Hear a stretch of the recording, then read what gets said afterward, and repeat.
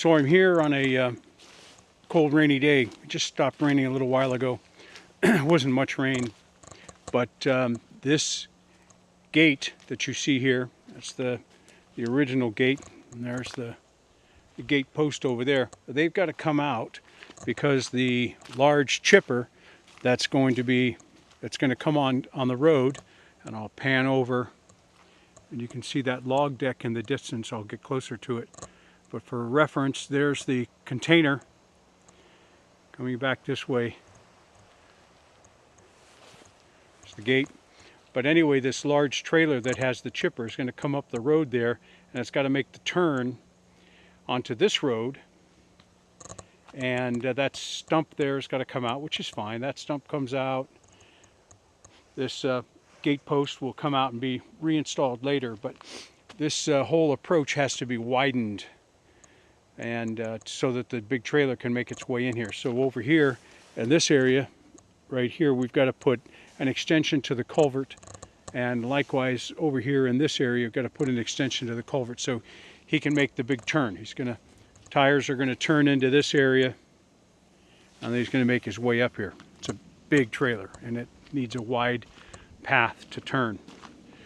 So this log deck is all of the trees that have been pulled off this part of the land, which is all on my property, my section of the property, and these trees are going to be chewed up by the chipper, and that's called a log deck, and it's very big, as you can see, and there's a combination of small and medium, but also some very large trees in there, which we thought were going to be used as saw logs by Tim Halmy, and he said today, I don't know if I'm going to use them. So things aren't always as they seem with him. The story seems to change a lot, and I don't know how this is going to come out. It looks very gloomy and misty here, but that log deck is going to be reduced to nothing by the chipper. Now, as I'm turning, you can see the road over there and the Dexter's house. Just taking the trees out has transformed how the property looks. Turning around some more, and you'll see, if you look through the trees, you can see the yellow boom of the excavator that's over at the clearing. So that gives you an idea, in some ways, how close things are. And the guest house, I'm going to point right in there, is where the guest house is going to go. Now, I'm on the logging road. As I clear this little hump here, it just all looks so different now that all the trees are out. As you can see, as the road, I'm continuing to walk along here. There's still roots here to trip me. That right ahead of us is Kim and Jay's road. That's their rock road. So this is the logging road I'm on, and Ed threw some rock on here, so it was able to be traversed by the bulldozers and excavators. And as you see, the road continues up there. That goes to Steve and Katie's road. You can see in the distance the boulders that are retaining the road.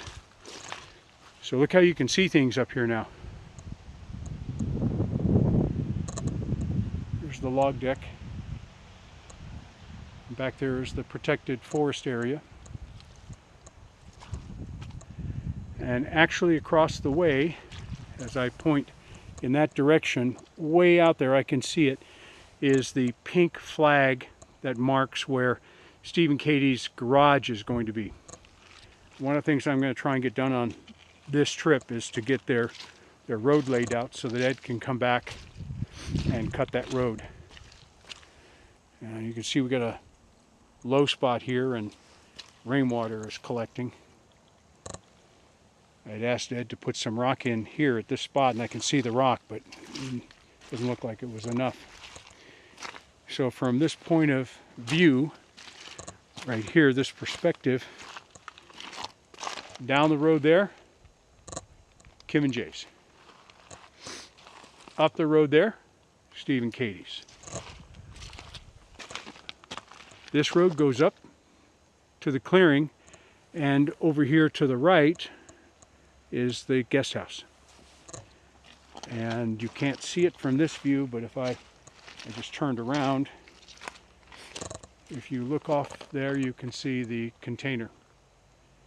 So you can kind of get an idea of where things are. Okay, Garmin, stop recording.